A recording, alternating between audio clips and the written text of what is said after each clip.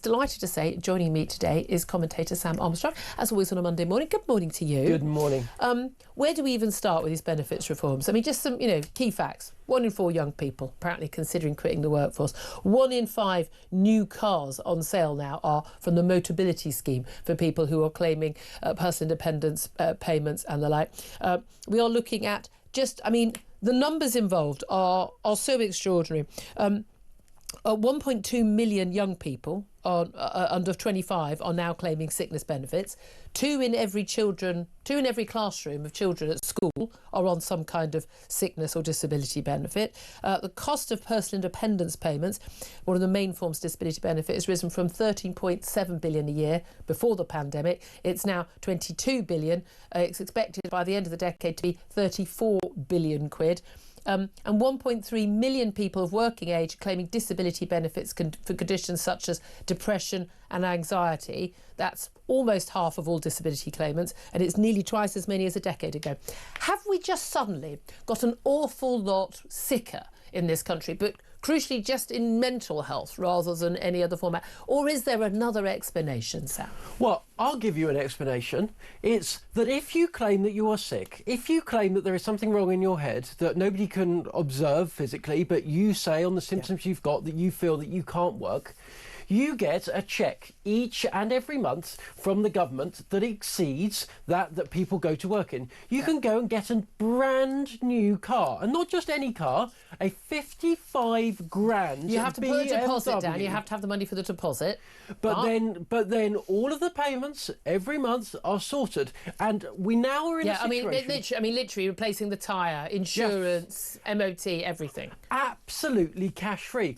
Look, I think, arguably, you're a mug for going to work. You're a mug for schlepping in your second-hand car to go put a shift in, to work hard, to provide for your family, to do the right thing so that you can take home the bacon at the end of the day and put the food on the table. Yeah. Because so many people now have just rigged the system, they've hacked the system, they've worked out that they can just take the mickey. They're not stupid. I mean, that's the thing. There's always this idea, and I find this, there's sort of that sort of middle class, sort of great and the good. There's sort of, there's us.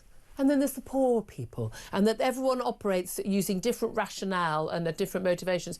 No, it's exactly the same, which is, how am I going to be better off? And if you can be better off claiming benefits, then why would you not claim benefits? It's a completely rational decision, especially if your only option for a job is realistically a minimum wage job, doing not interesting work, probably in not pleasant conditions, with a pain in the backside boss, shouting at you or whatever. But the thing I think people often understand is like, well, no one would just try and live on PIP, personal independence payments, because, that's about around the 9 grand mark a year. Like, how could someone possibly afford that?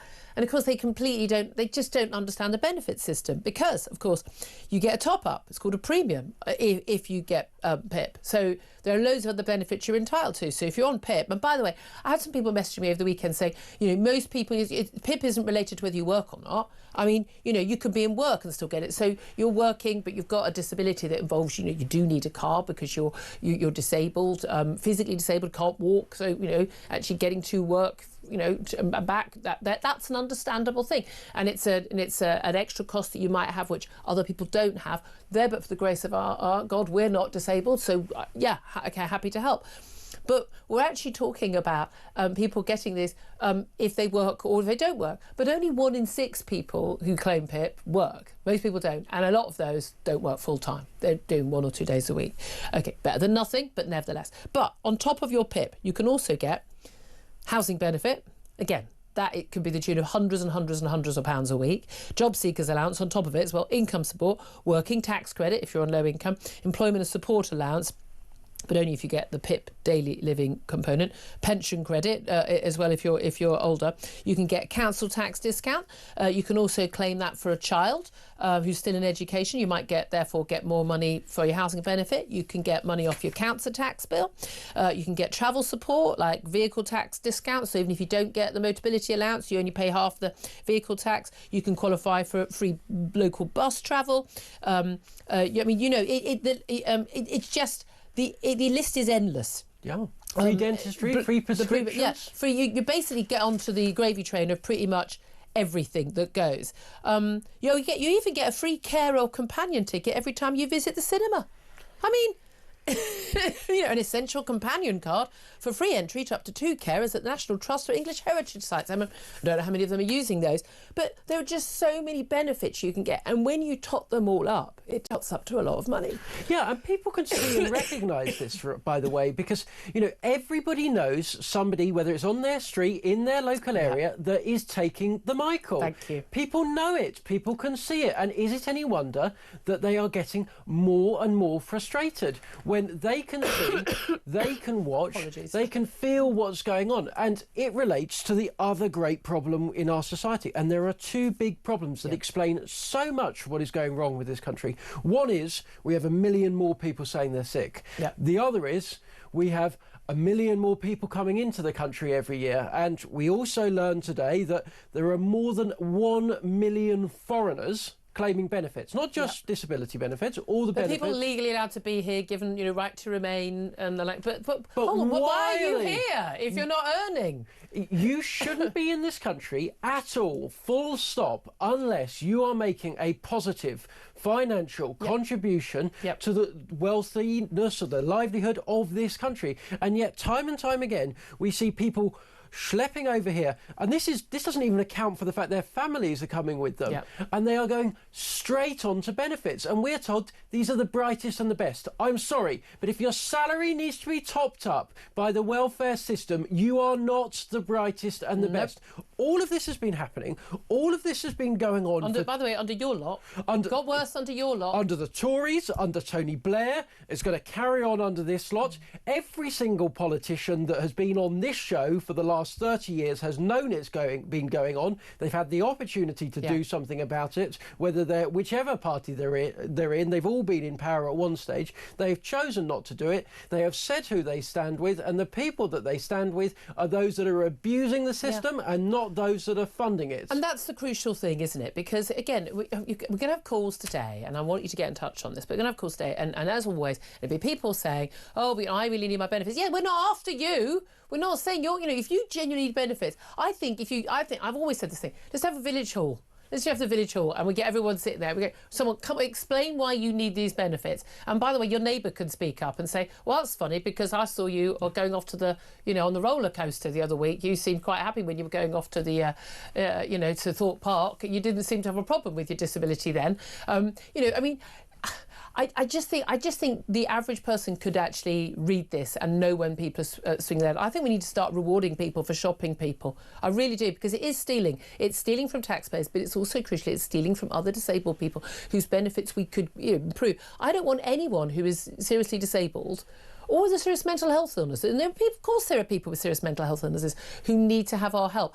I want to be able to help those people to live a decent life, to know if through no fault of their own they've been dealt a bad hand in life. I've been lucky, other than the cough, apologies for that, I've been dealt a really good hand in life. And I think part of the duty, if you've got a good hand in life, is to be a net contributor to pay for people who haven't been as lucky as you. I think it's a moral thing. It's not even just financial. I mean, we can't afford to have all these people not working, especially with the demographics, with an ageing society. But I think it's a moral crusade. And when you get these backbench Labour MPs, the Diane Abbotts and the like, you go on telly and radio going, this is awful, don't attack disabled people. Andy Burnham, the Greater Manchester Mayor, who I've normally got a lot of time for, they all come straight out like, we can't be taking benefits away from people. Now, I think the government's plan for a freeze on PIP payments in terms of the amount, when inflation is quite high, I don't think that really makes much sense. What you need to do is limit who can get it. Reassess everybody if necessary. Literally, reassess everybody right now. And unless there's something really obvious why they cannot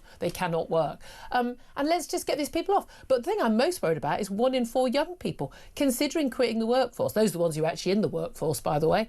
Got more than 1 million young people who are not in work, not in training, not doing anything. Well, what are they living on? They shouldn't be entitled to a single penny. You're young and able-bodied. Oh, well, I've got anxiety and depression. Well, so is everybody on it's a miserable Monday morning. Who isn't feeling a bit depressed and miserable on a miserable Monday morning and it's cold and, people haven't got, much money in their pockets? Get over yourself. Get to work. I've just got no time for it. within living memory, our expectation of young people has gone from landing on the beaches of Normandy, Yes. running into machine gun fire and standing with your friends in the grimmest and most desperate situation that any of us can possibly comprehend, to please, please, please, would you go to work if we ask but nicely? doesn't that But start- if you don't, we will pay your you. lifestyle Yeah. anyway Yeah. while you sit there on an Xbox. Yeah. No, that is wrong. That is wrong, not just because it's unfair on everybody else that has to provide them. It's also wrong for those young people, Exactly. right? Because if you think you're depressed and anxious now, well, you wait till you're 30 years old and you've spent the best years of your life cooped up in your childhood bedroom playing stupid Xbox games, flicking around social media. Yeah. I can tell you, if you are sick now, and I'm a sceptical, you definitely will be at the end of that. Work is good for you. And politicians that damn young people, children, Totally. working people to this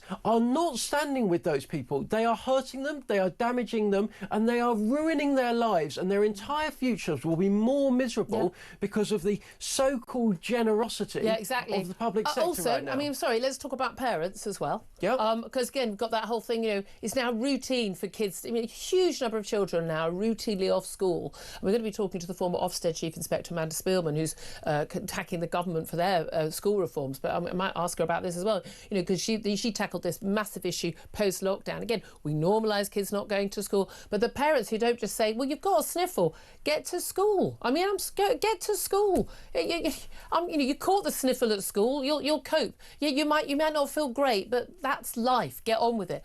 And I just do think we are. I mean, they have all these classes about mindfulness and all this thing, mental health. They talk constantly about mental health, and there's some really interesting studies that show that actually the more you talk about that stuff, actually the iller kids get, because they start finding problems and identifying. And instead of talking about what can you do today, what can you do for other people, what can you achieve, it's all about how can you cope. Well, no wonder these kids are all miserable. Oh yeah, here's another thing: put your phones down at dinner time, parents. Talk to your sodding kids occasionally, find out what they're thinking and how they're feeling. I mean, find out about their friendships. There's so many parents who just don't speak to their kids. They've got no idea what's going on in their lives. And then, oh, he's got ADHD. Oh, has he? Or have you just not parented your child for the last 10 years?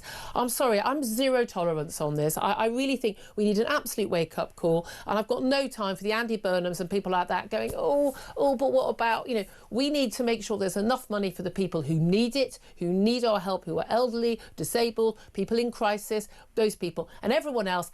Get back to work today, end of. And we should be pointing our finger and shaming people in the street who aren't working. We really need to go back to naming and shaming. I really believe that. I'd love to hear from you. As the government plans to overhaul the welfare system to cut costs, what would you do to reform disability benefits? What would you do? What would you support? What would work? Do you know people? You've got family members, neighbours, friends who are swinging the lead? Tell us their stories. Tell us your story.